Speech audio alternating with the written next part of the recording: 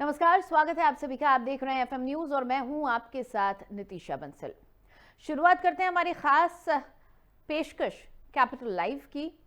सबसे पहले बात करेंगे देवभूमि उत्तराखंड की, जहां मैदानी जिलों में कोहरे का अलर्ट जारी है। 30 दिसंबर यानी कि आज चमोली, पिथौरागढ़, उत्तरकाशी में बर्फबारी की आशंका है। बारिश और बर्फबारी का मौसम विभाग ने अनुमान लगाया है। तो वहीं दूसरी खबर की बात करें तो दूसरी खबर छत्तीसगढ़ से है, जहां पर सीएएफ भर्ती 2018 की वेटिंग लिस्ट में अभ्यर्थी नाराज हैं और सैकड़ों योग्य अभ्यर्थी का दर्द दिखने लगा है। नया रायपुर के तूता में अभ्यर्थी अनिश्चितकालीन आंदोलन कर रहे हैं। दरअसल 7 सालों से नौकरी की आस में अभ्यर्थी दर दर की ठोकरें खा रहे हैं। और अब रुक करते हैं तीसरी खबर की और अहम खबर की। पंजाब के अमृतसर के निजी अस्पताल में युवक की मौत की खबर है, जिसके बाद परिजनों ने डॉक्टरों पर लापरवाही का आरोप लगाया। दरअसल युवक 15 दिन से अस्पताल में भर्ती था। ऑपरेशन के बाद युवक की हालत बिगड़ गई। अस्पताल के बाहर परिजनों का धरना प्रदर्शन घंटों चला। वहीं सूचना मिलने पर पुलिस मौके पर पहुंची और परिजनों को समझा बुझाकर वहां से हटाया और जाम को खुलवाया। तो ये है वो 3 खबर जिन पर आज कैपिटल लाइव में हम बात करेंगे, जिसमें सबसे पहली खबर उत्तराखंड से है।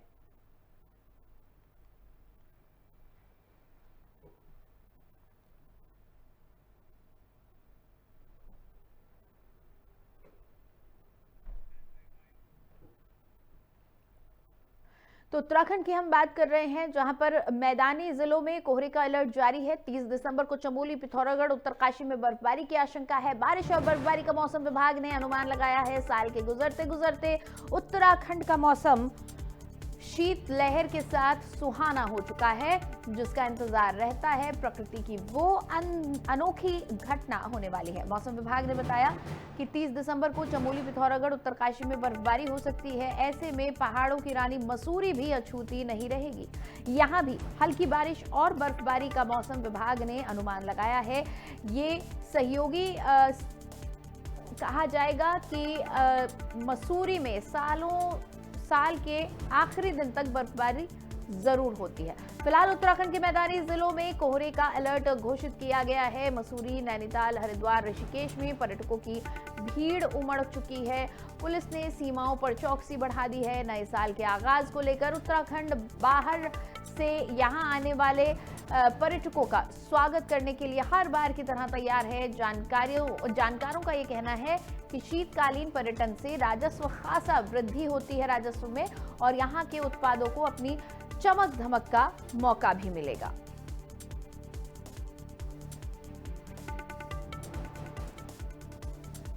तो उत्तराखंड में मौसम विभाग ने अलर्ट जारी कर दिया है। साल खत्म होते होते चमोली, पिथौरागढ़, उत्तरकाशी में बर्फबारी हो सकती है। बारिश और बर्फबारी का अलर्ट मौसम विभाग ने जारी कर दिया है। वहीं अगर बात उत्तराखंड के मैदानी इलाकों की करें तो मैदानी जिलों में कोहरे का अलर्ट जारी कर दिया गया है। नए साल के जश्न के लिए देश भर से उत्तराखंड में लोग पहुंचते हैं और ऐसे में जब बर्फबारी के साथ उत्तराखंड में उनका स्वागत होता है तो लोगों के नए साल के जश्न में 4 चांद लग जाते हैं। और हर बार की तरह इस बार भी उत्तराखंड में कई जगह बर्फबारी का अलर्ट और अनुमान मौसम विभाग ने लगाया है।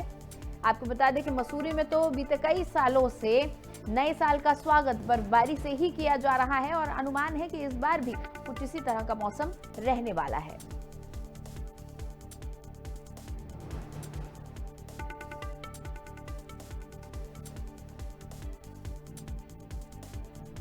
तो बड़ी खबर आपको बता रहे हैं उत्तराखंड से, जहां पर मैदानी जिलों में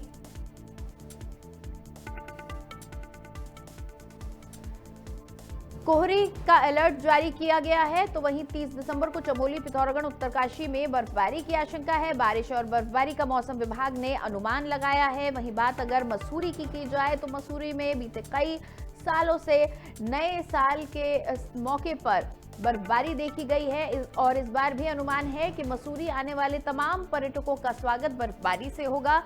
और प्रकृति की अनोखी घटना जिसे देखने के लिए देश भर से लोग आते हैं। खासतौर पर मैदानी इलाकों में रहने वाले लोग बर्फबारी के लिए खासा उत्साहित रहते हैं और जब नए साल का जश्न हो और उसमें बर्फबारी की खूबसूरती नजर आए, प्रकृति सफेद चादर ओढ़ी हुई, लिपटी हुई दिखाई दे, तो पर्यटकों के इस जश्न में और चार चांद लग जाते हैं और उत्तराखंड की खूबसूरती देखते ही बनती है। और इस खबर पर ज्यादा जानकारी के साथ उत्तराखंड से हमारे स्टेट हेड अवनींद्र कमल जुड़ चुके हैं, उनसे हम बातचीत करेंगे। अवनींद्र, नए साल के जश्न को लेकर और मौसम विभाग के अलर्ट को लेकर क्या कुछ जानकारी आपके पास है, एक बार विस्तार से बताएं।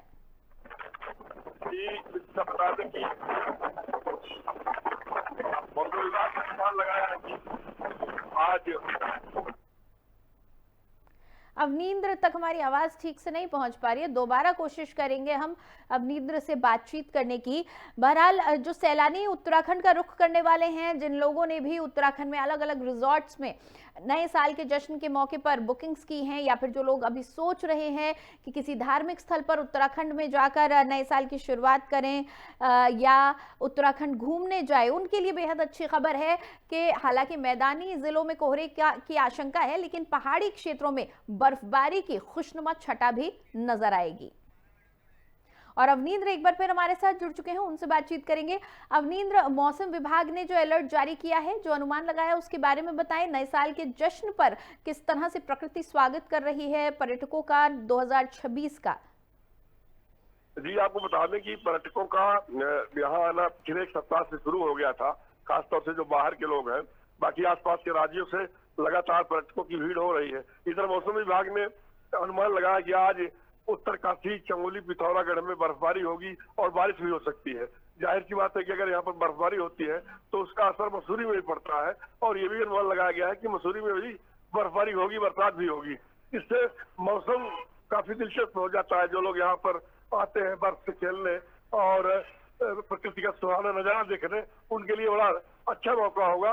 लिहाजा पूरा उत्तराखंड, खासतौर से जो पिकनिक स्पॉट है, मसूरी है, नैनीताल है, वहां पर तैयारियां पूरी कर ली गई है। जी,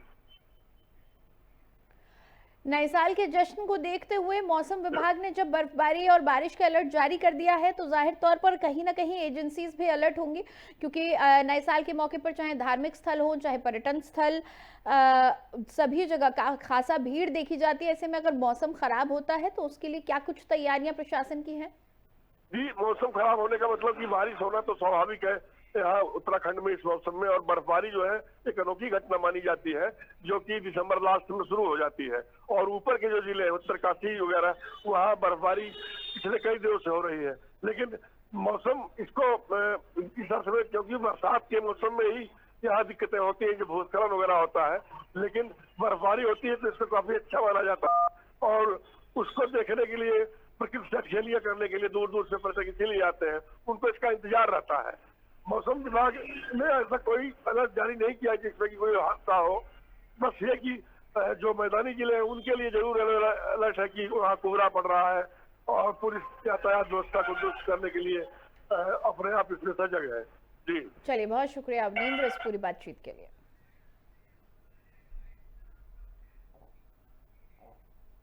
चलिए आगे बढ़ते हुए बात दूसरी खबर की कर लेते हैं।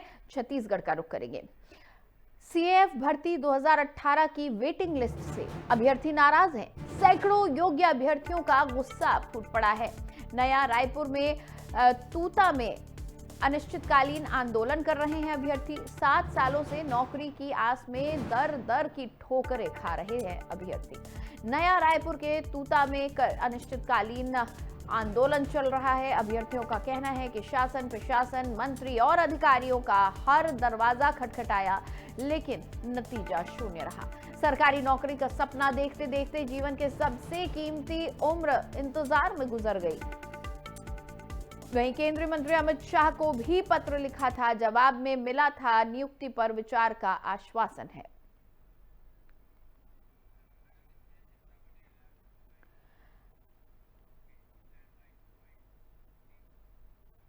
और इस खबर पर ज्यादा जानकारी के साथ रायपुर से हमारी सहयोगी चित्रा पटेल जुड़ चुकी हैं सीधा, उनसे हम बातचीत करेंगे। चित्रा, सीएएफ भर्ती को लेकर, जो सीएएफ भर्ती 2018 की वेटिंग लिस्ट है, उसको लेकर काफी आक्रोश देखा जा रहा है, अभ्यर्थियों का दर्द भी नजर आ रहा है। क्या कुछ है इस पर ताजा अपडेट?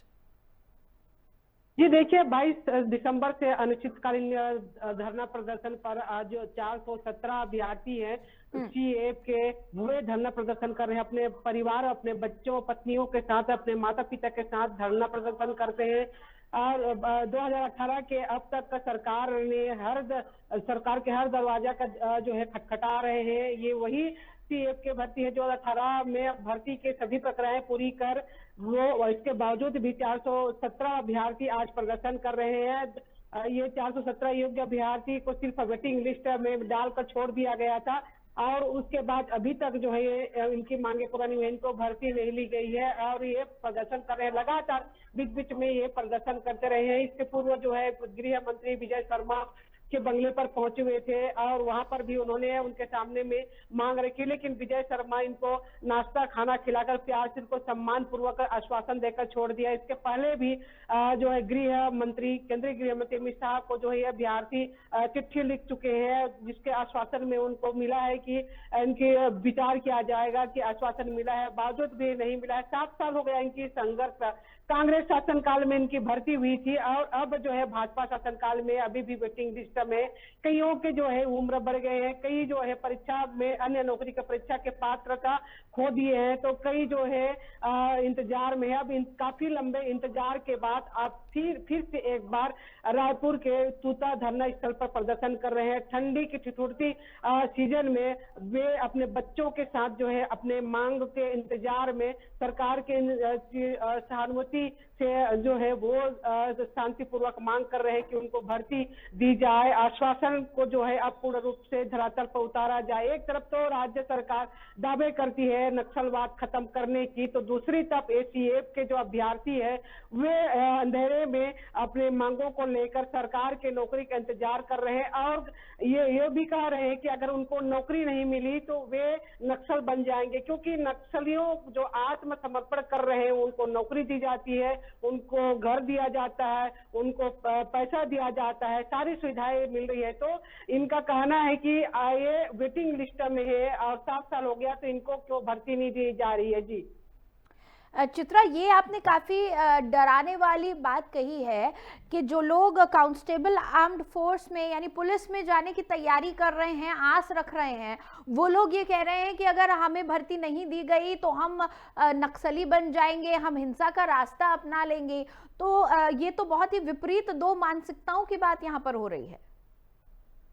जी बिल्कुल, देखिए लंबे समय से इंतजार कर रही है अभ्यर्थी। 2018 से इनकी भर्ती हुई थी, यानी कि कांग्रेस शासनकाल में इनकी भर्ती प्रक्रिया हुई थी और इनकी जो लिस्ट है वेटिंग लिस्ट में 417 जो अभ्यर्थी हैं वो वेटिंग लिस्ट में, अब तक जो है उनकी भर्तियां नहीं हुई है। तो ये तंग आ गए हैं, सरकार से इंतजार कर रहे हैं, गुहार कर रहे हैं, हर दरवाजा खटखटा चुके हैं कि इनको जो है भर्ती प्रक्रिया जो है आगे की जाएगी। नियम तो ये भी कहता है कि जो नियम है 13(2) के तहत, उसके तहत नियुक्तियां जो है वो जैसे कि मृत्यु हो जाना, पदोन्नति, मेडिकल और उसमें कई बर्खास्तगी और रिटायरमेंट, इस नियम के तहत जो है उनकी भर्तियां ले सकती थी सरकार, लेकिन उनकी भर्तियां नहीं हो रही है। लंबे समय से इंतजार कर रहे हैं नौकरी के और तंग आकर आप एक बार फिर से वे धरना प्रदर्शन कर रहे हैं और नाना प्रकार की बात भी कर रहे हैं। हिंसक प्रवृत्ति भी आ गए हैं कि उनको नक्सली बन जाइए। अभी नहीं, करीबन 3 महीना से वे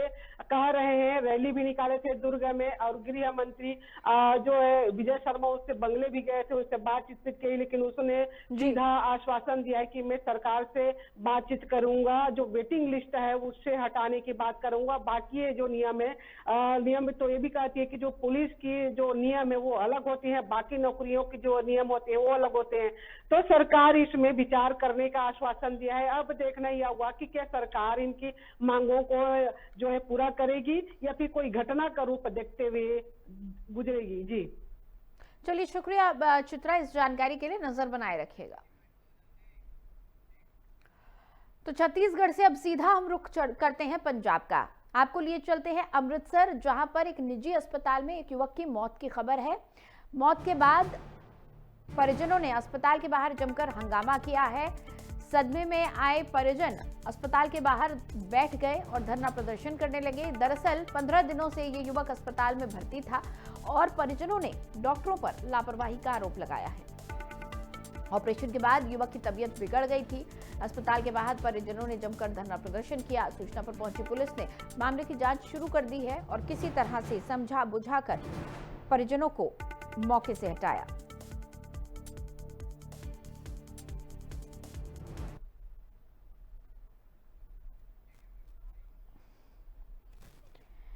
तो आपको बता दें कि अमृतसर की ये खबर है, जहां पर एक निजी अस्पताल में एक युवक की मौत के बाद परिजन आहत हो गए। दरअसल 15 दिनों से युवक अस्पताल में भर्ती था और ऑपरेशन के बाद से उसकी तबीयत बिगड़ने लगी थी, जिसके बाद उसकी मौत हो गई। और युवक की मौत के बाद जो परिजन है वो अपना आपा खो बैठे, सुध बुध खो बैठे और जो परिजन हैं वो ऑपरेशन के बाद से ही डॉक्टरों पर लापरवाही का आरोप लगाने लगे। उनका कहना था कि डॉक्टरों ने यहां लापरवाही की है, जिस कारण से इस युवक की मौत हुई है। 15 दिन तक अस्पताल में भर्ती रहने के बाद इस युवक की मौत हो गई, जिससे आहत परिजनों ने डॉक्टरों पर न सिर्फ लापरवाही का आरोप लगाया बल्कि अस्पताल के बाहर प्रदर्शन करने लगे। हालांकि पुलिस को जब इस मामले की जानकारी हुई तो पुलिस मौके पर पहुंची और पुलिस ने परिजनों को समझा बुझाकर वहां से हटाया।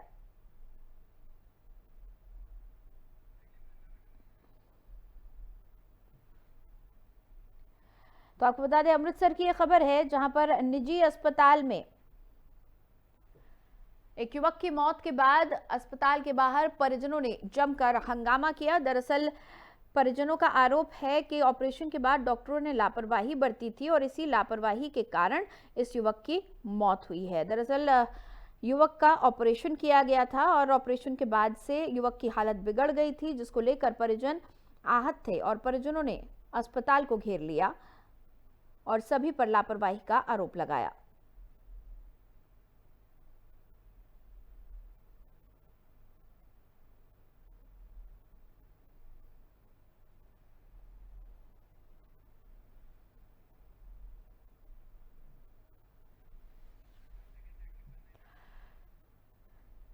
तो अमृतसर की ये खबर है, जहां पर ये एक मल्टी स्पेशलिटी हॉस्पिटल है, जहां एक युवक बीते 15 दिनों से भर्ती था। उसका ऑपरेशन किया गया था, लेकिन ऑपरेशन के बाद से ही युवक की हालत बिगड़ गई थी और आखिरकार उसकी मौत हो गई।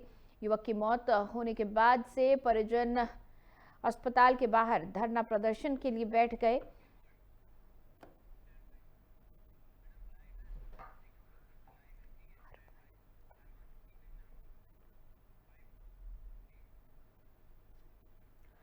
और अमृतसर से मेरे सहयोगी हरवंत सिंह सीधा जुड़े हुए हैं, उनसे हम बातचीत करेंगे।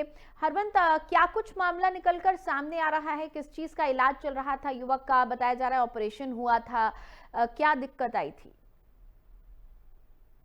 बताना चाहूंगा कि एक 33 साल के युवक की वहां पे निजी हॉस्पिटल में मृत्यु होने के कारण एक मामला सनसनीखेज बन चुका है। वहां पे लोगों ने काफी प्रदर्शन किया, जाम भी लगाया और जो जानकारी सामने आ रही है कि 33 साल का एक युवक था जिसको जो इन्फेक्शन की थोड़ी सी प्रॉब्लम थी और 15 दिनों से उसका जो इलाज चल रहा था, लेकिन डॉक्टरों की लापरवाही के कारण जो गलत तरीके से उसकी जो ट्यूब डाली गई, जिसके कारण उसकी मौके पर ही डेथ हो जाती है। और परिवारजनों की अगर बात करें तो उन्होंने साफ तौर पर इल्जाम लगाया है डॉक्टरी विभाग के ऊपर, हॉस्पिटल के ऊपर कि ये जो इनकी लापरवाही के चलते हुए ही हमारे जो पेशेंट की डेथ हुई है और इतनी कोई खास उसको प्रॉब्लम नहीं थी, छोटी सी प्रॉब्लम इन्फेक्शन की थी, 15 दिनों से उसका ट्रीटमेंट चल रहा था। तभी डॉक्टरों का यही कहना था कि ये अभी पेशेंट ठीक है, लेकिन एकदम से उसकी हालत खराब होना, उसका ऑपरेशन कर दिया जाना और साथ में उसकी डेथ हो जाना, एक बहुत बड़ा सवाल जो है हॉस्पिटल के ऊपर भी बनता है, क्योंकि डॉक्टरों की जो लापरवाही परिवारजन बता रहे हैं, जिसके चलते आज उसकी डेथ हो चुकी है।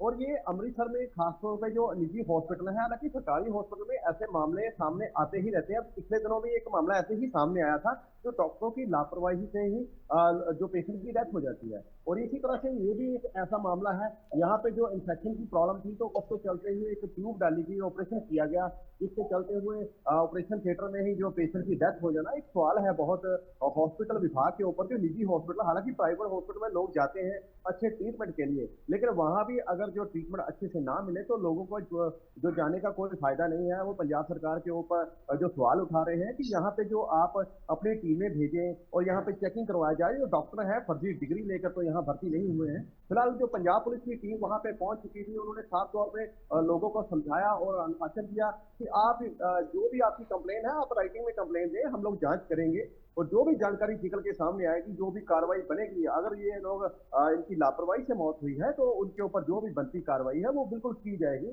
और इसी तरह से लोगों को समझा के छांट करके पुलिस टीम ने वहां से उनको भेज दिया है फिलहाल वहां पे। लेकिन फिलहाल जो पुलिस अभी छानबीन कर रही है कि ये कहाँ कमी रह गई है। हॉस्पिटल के स्टाफ से भी पूछताछ चल रही है, डॉक्टर से भी पूछताछ चल रही है। बिल्कुल हरवंत, ये जो अस्पताल है ये एक ट्रॉमा सेंटर भी है। क्या इस यहाँ पहले भी ऐसी कोई शिकायतें देखने को मिली हैं? किसी मरीज के साथ बदसलूकी हुई है या फिर लापरवाही बरती गई है इलाज में? क्या इतिहास रहा है इस अस्पताल का? मैं आपको बताना चाहूंगा कि जो अमृतसर में खास करके लोग ज्यादातर निजी हॉस्पिटल, प्राइवेट हॉस्पिटल में ही ट्रीटमेंट कराना पसंद करते हैं, क्योंकि उनको ये होता है कि ट्रीटमेंट वहाँ अच्छे से होगा। लेकिन ऐसे जो नामी हॉस्पिटल, जो प्राइवेट हॉस्पिटल है, इनमें ऐसी घटनाएं जो अक्सर सामने आती है और जो इनकी लापरवाही के कारण जो लोगों से बदसलूकी भी होती है, उनके साथ पैसों की भी लेन देन को ठगी होती है, जैसे दवाएं हैं, ऑपरेशन है। बिल्कुल ये ऐसी घटनाएं अमृतसर में जगह जगह जो हॉस्पिटल बने हुए हैं, प्राइवेट हॉस्पिटल की खास करके अगर हम बात करें तो ऐसे केस बिल्कुल सामने आते हैं, जिसके कारण जो है पेशेंट के पैसे भी लग जाते हैं और साथ में पेशेंट भी नहीं बचता है।